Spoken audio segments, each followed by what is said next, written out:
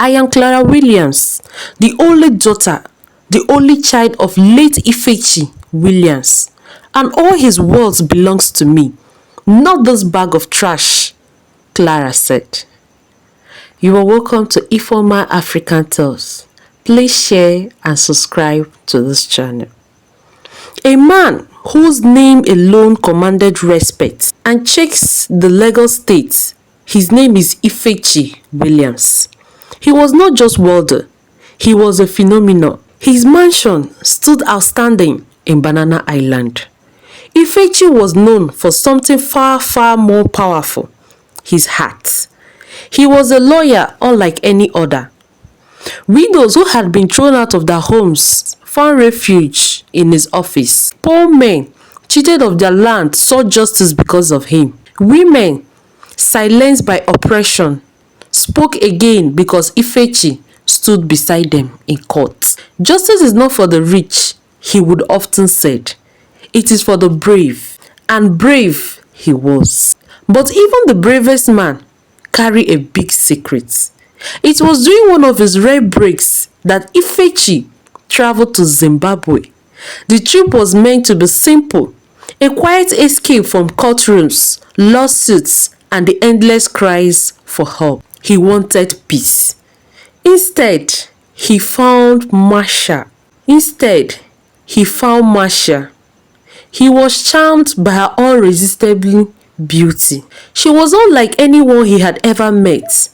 Her skin was glowing, almost shining like a mirror under the African sun.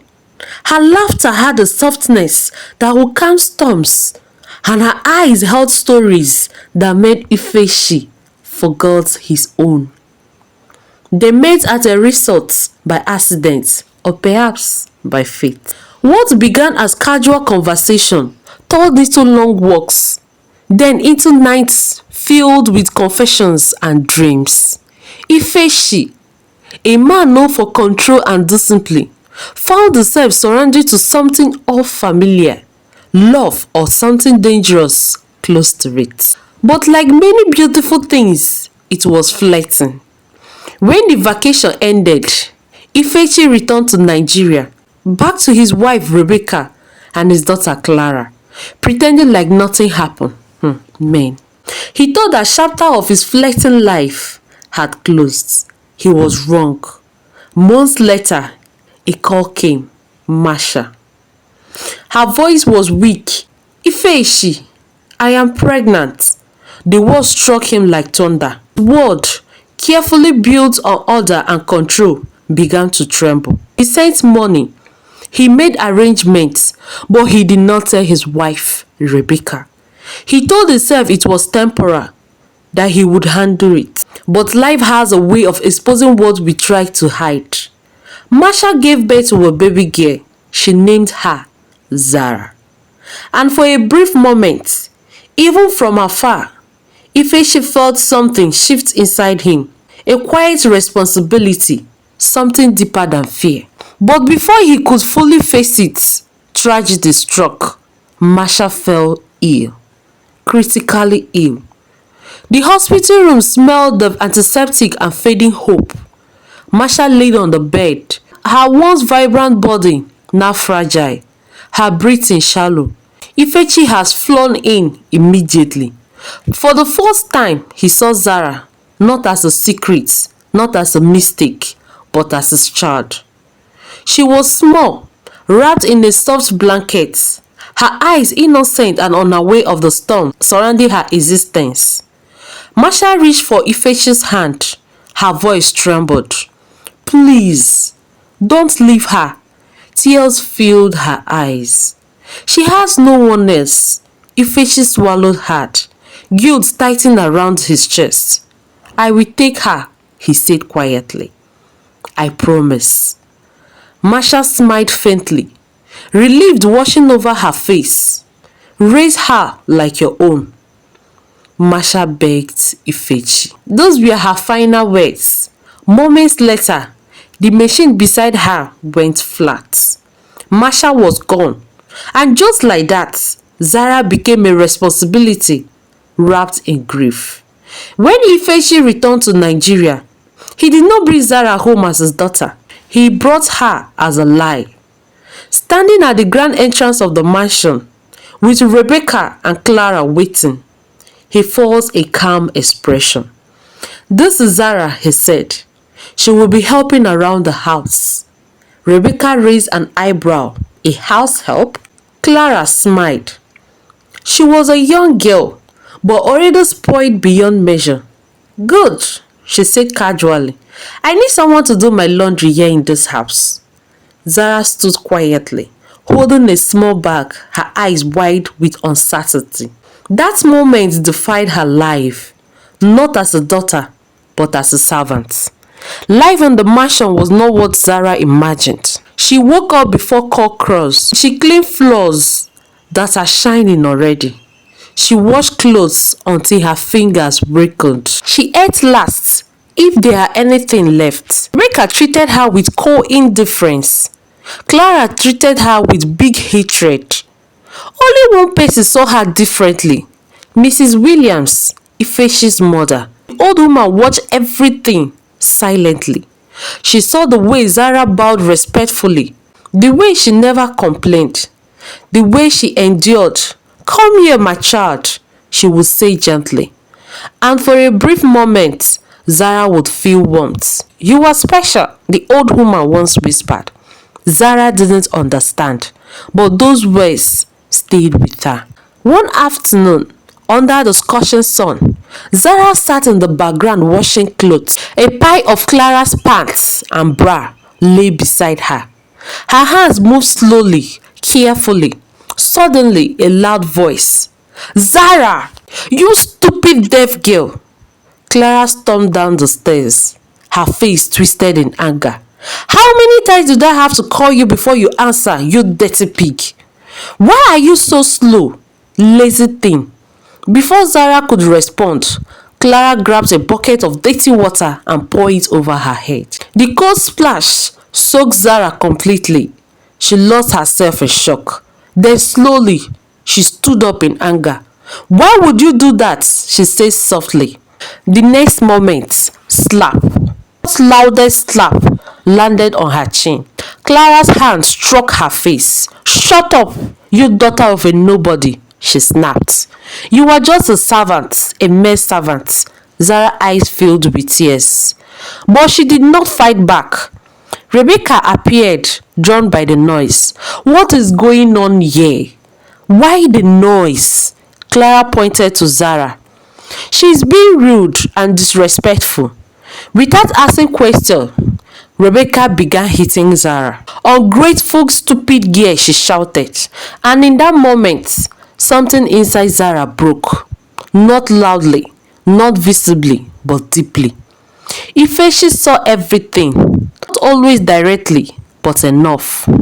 Each time Zara lowered her head, each time she limped slightly from exhaustion, each time she forced a smile, guilt ate at him. But fear held him back. Fear of losing his marriage. Fear of destroying the life he has built. So he stayed silent. And silence sometimes is the greatest mistake in life. Years passed in pain and sadness until one day, the strong man began to fall. Ifeshi grew weak. His once commanding voice softened. Doctors came and went, diagnosis after diagnosis, but nothing could stop what was coming. Zara became his shadow. She fed him. She cleaned him. She stayed awake through the night. Rebecca and Clara, they stayed distant, unbothered. They were busy painting their nails in the sitting room, having mother and daughter discussion. One night, as rain fell heavily outside, Ifeshi called Zara closer. His voice was barely a whisper. "There is something you must know, my child. There is something you must know." Zara came closer. "You are not a servant." Her heart stopped. "You are my biological daughter." The world around her seemed to collapse into silence. Tears streamed down her face. "I failed you." Zara trembled. Every memory, every insult, every pain suddenly made sense. Before she could respond, Rebecca burst into the room. "What is going on here?" and what followed would change everything forever. Rebecca stood speechless at the doorway, her eyes dating between Ifechi and Zara. "What did you just say?" she demanded, her voice sharp, trembling with disbelief. Ifechi struggled to breathe, his chest raising and falling unevenly. "I said she is my biological daughter." A deadly, suffocating silence. Zara stepped back slowly, her heart pounding violently in her chest. Her ears rang as if the world had suddenly become too loud and too quiet at the same time. "No, that is not possible," Rebecca whispered, shaking her head. "That's a big lie." Clara, who had just arrived behind her mother, laughed nervously.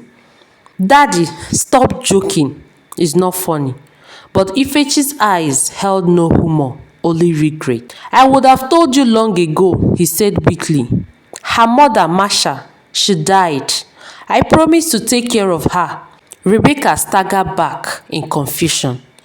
"You brought another woman's child into my house and made me treat her like a servant." Her voice rose, turning into a scream. "You humiliated me." Zara felt her legs weaken. Everything she had endured, the insult, the beating, the humiliation, echoed loudly in her mind.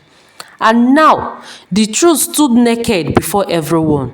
Clara's face twisted with anger. "So what?" she snapped. "She's still nothing compared to me. She's still a daughter of a nobody." Zara looked at her, a peaceful look this time. For the first time, there was no fear in her eyes, only pain and something new, strange. Rebecca rushed to Ifechi's bedside, grabbing his shirt. Fix this, she cried. "Tell them it's not true." But Ifechi slowly shook his head. "There is more," he said. His trembling hand reached towards the drawer beside his bed. Inside was a document, my will. The room seemed to shrink. Rebecca's breath hitched. "What about it?" she asked cautiously. "I have given everything to Zara." The words dropped like a bomb. Clara turned immediately towards Ifechi and her mother. "What?" she shouted. "Dad, everything. To this thing. Ah, I am finished. I am finished." Placing her hand on her head in confusion. Rebecca's face drained of color. No, you can't do that," she stammered. "I am your wife. Clara is your only daughter." "I have already made my decision," Ifechi whispered. "You and Clara will be taken care of. But the mansion, the businesses, the estate," he turned his weak gaze towards Zara. "They belong to her." Zara's body trembled. She didn't want this. Not like this. Not in the middle of pain and chaos. Rebecca fell to her knees. "You have destroyed us," she whispered. And then a long sharp peep. The machine beside Ifechi went flat. Zara screamed. Rebecca froze. Zara screamed. Rebecca looked in confusion. Clara stood in shock. Ifechi Williams was gone. The days that followed were filled with mourning, but not everyone mourned the same way. The mansion was filled with visitors, politicians, lawyers, clients, friends. They all came to honor the great man. But behind the tears and black clothing, tension brewed. Rebecca wore griefs like a mask, and her eyes burned with anger whenever they landed on Zara. Clara didn't even pretend. She avoided Zara completely, as if her presence alone was offensive. Only Mrs. Williams stood firmly by Zara's side. "Do not be afraid," she said softly one evening. Zara nodded, but inside she was far from calm. She had lost a father she barely got to know, and gained a war she never asked for. The day arrived. The lawyer, Mr. Desmond, sat in the grand living room, a thick file in his hand. Rebecca and Clara sat opposite him, tense and expectant. Zara sat quietly beside Mrs. Williams. The air was heavy, very heavy. "Shall we begin?" Mr. Desmond asked. No one responded. He adjusted his glasses and began reading. "I, Ifeshi Williams, being of sound mind, hereby declare this as my final will." Every word felt like a drumbeat. Rebecca clenched her fists. Clara tapped her foot impatiently. "To my lovely wife, Rebecca Williams, and my daughter, Clara Williams, I leave financial provisions to ensure their wellness." Rebecca exhaled slightly. "But then, however, the entirety of my properties, including my mansion, my businesses, my estates, I leave to my first daughter, Zara Williams." A big silence everywhere. Then chaos. "No!" Rebecca screamed, jumping on her feet. "This is a lie. This is a lie," she repeated. Clara burst into tears. "This can't be happening to me. Why me?" Mr. Desmond remained calm. "It is legally binding." Rebecca pointed at Zara. "She manipulated him. She's a witch." Zara stood slowly. "I am not a witch. Withdraw that statement." "I did nothing." Her voice was calm but firm. And that only made Rebecca angrier. Rebecca refused to accept defeat. "This is not over," she declared. Within days, she filed a lawsuit. The house turned into a battlefield. Lawyers came and went. Documents piled up. Accusations flew like arrows. But this time, Zara was not the silent girl in the corner. She stood tall. She listened. She learned. And for the first time, she spoke. "I will fight," she said one evening, her voice steady. Mrs. Williams smiled proudly. "That is your father's spirit." Zara began studying law documents. She sat in her father's old office, surrounded by books that once shaped justice.